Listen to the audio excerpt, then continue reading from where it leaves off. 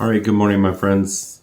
I want to continue the personal story, so I'm going to tell you a little bit about alpha gal syndrome from my perspective. This is my story. Back in 2017, I was gold prospecting up in the North Georgia mountains. It was sometime between July and September. And I went out and spent several days. I did military style. I had a wool blanket. I wound up getting covered in ticks one day. And I didn't think anything about it. I'm a country boy, so I just picked off the ticks and kept on prospecting gold.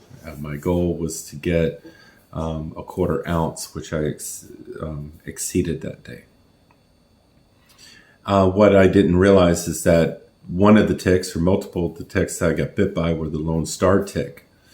Within just a few days of that little gold prospecting expedition, I began experiencing some severe reactions when I would eat red meat or pork. I would have a bite of steak and I would start to projectile vomit within just minutes of eating it.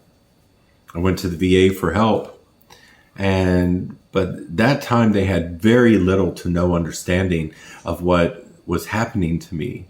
Alpha gal syndrome had only been recently discovered, and medical information was very limited and not widely shared. As time passed, my symptoms worsened. I started reacting to more and more foods. Years passed, and in August of 22, I finally got answers. I went to this allergy specialist at Live Oak Allergy, and they had just read a research article and decided to test me for this thing called alpha gal. And she tested me for the alpha gal antibodies.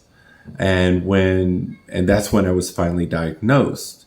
She discovered also that I had developed a long list of cross-reactionary food allergies and sensitivities. Some of them are potentially deadly.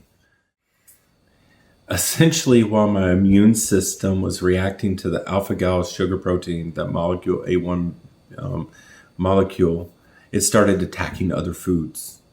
And it caused a cascading allergy effect in my body that made life even more and more complicated.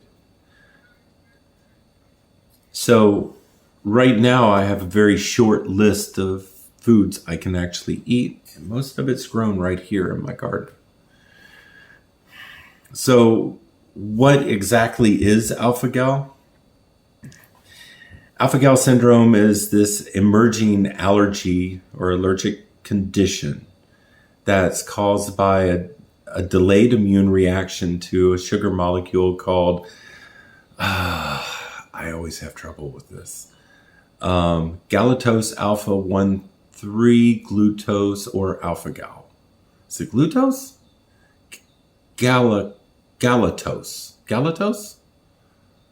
Whatever in the fuck it is. It's a sugar protein in our body. It's called the A1 sugar protein, and it is found in most non-primate mammals. And once it's introduced into our bloodstream, typically through tick bite, it's only been found transmitted by the Lone Star tick. Our immune system goes into overdrive fighting this sugar protein. And as it does, it causes severe reactions. It's known as the red meat allergy because it commonly causes reactions after consuming beef, pork, lamb, and other mammal-derived food products, right?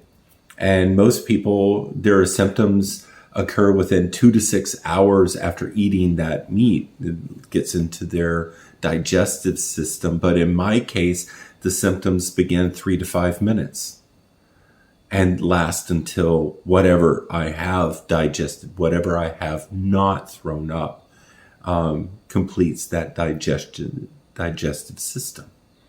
And it's affected my entire GI tract. It's affected my esophagus. I just had to have the esophageal monography done. Worst exam ever. Colonoscopy, I've got effects that can be seen from the alpha gal protein.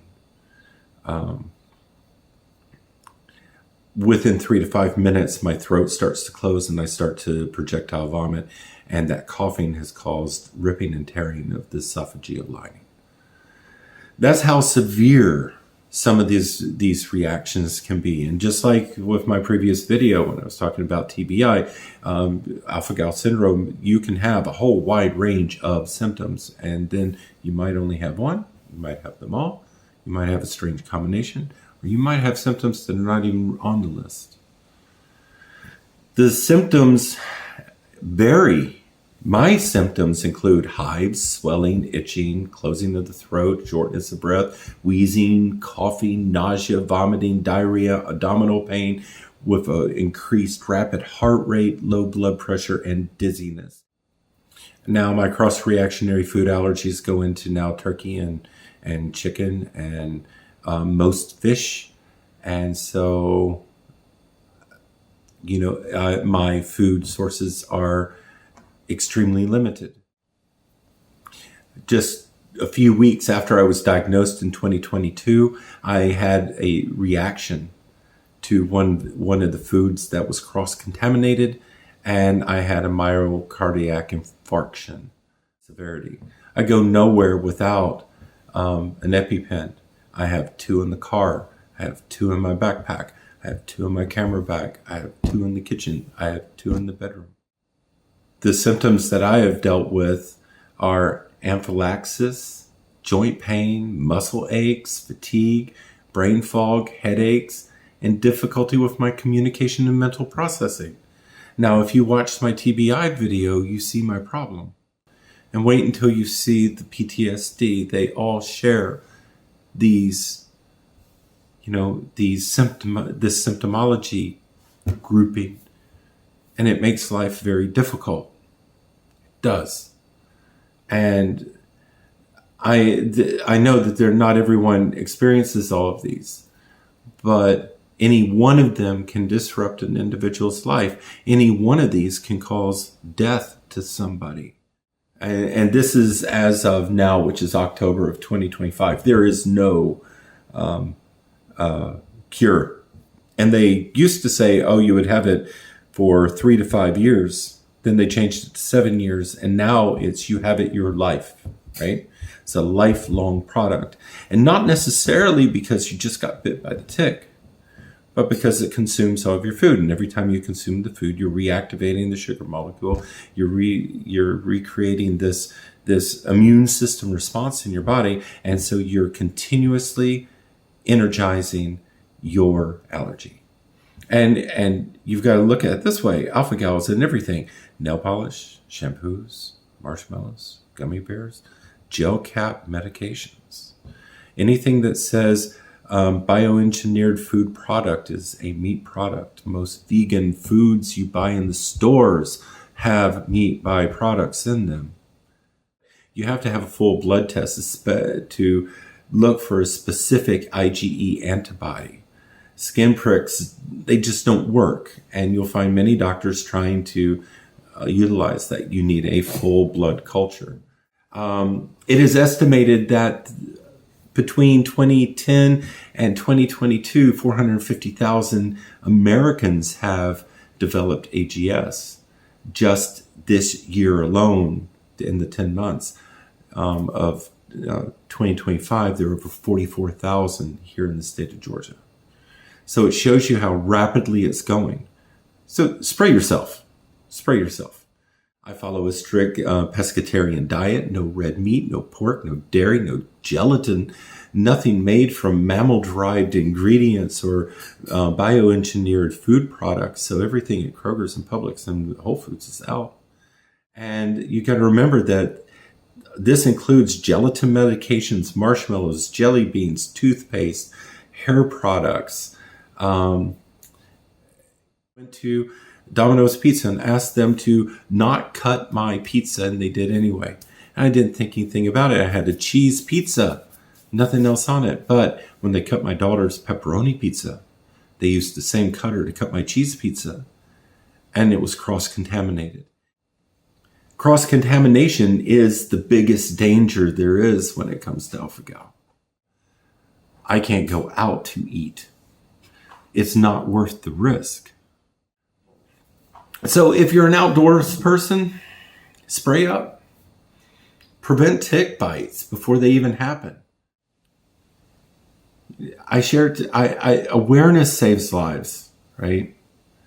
And I didn't really tell too much about alpha-gal. It's really from my perspective and how it's affected me. But I encourage you to go out and educate yourself and then share this message, share your message, talk to people about it. And then if you're experiencing any unexplained reactions to foods, talk to your doctor about alpha-gal. Get tested for it, especially if you're an outdoors person, right?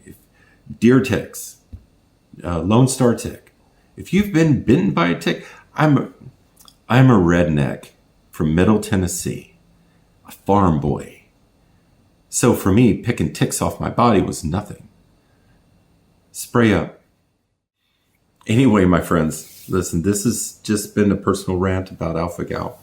I will get into the specifics with alpha-gal in a more medical-minded video with fly-ins and research papers and citations and so forth, if you wish. But, until that day occurs, I want you just to be kind, be curious, stay safe, and spread happiness today.